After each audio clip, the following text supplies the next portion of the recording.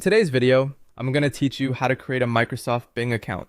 To get started, open your preferred web browser and go to the Microsoft account sign up page. If you already have a Microsoft account, you can simply use that to sign in to Bing.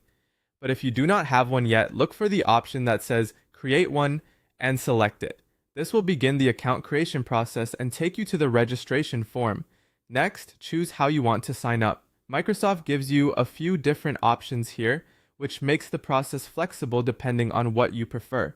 You can use an existing email address, create a brand new Outlook email address, or in some regions, sign up using a phone number. Pick the option that works best for you and continue to the next screen. After that, you'll be asked to create a password. This is an important part of setting up your account, so take a moment to make it strong and secure. A good password should include a combination of uppercase letters, lowercase letters, numbers, and symbols. Using a strong password helps protect your account and lowers the risk of unauthorized access. Once your password is set, enter your personal information.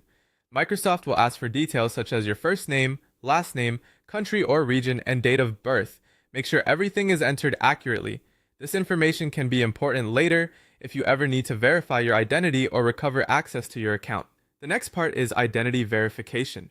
Microsoft will send a verification code to the email address or phone number you used during sign-up. When you receive that code, enter it into the verification field on the screen. In some cases, you may also be asked to complete a security check, such as a CAPTCHA, to confirm that you're a real person and not an automated system. After verification is complete, your Microsoft account will be created.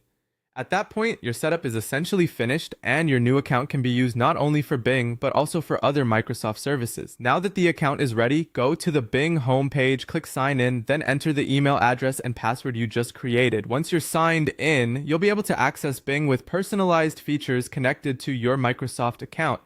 And that's it. You've successfully created a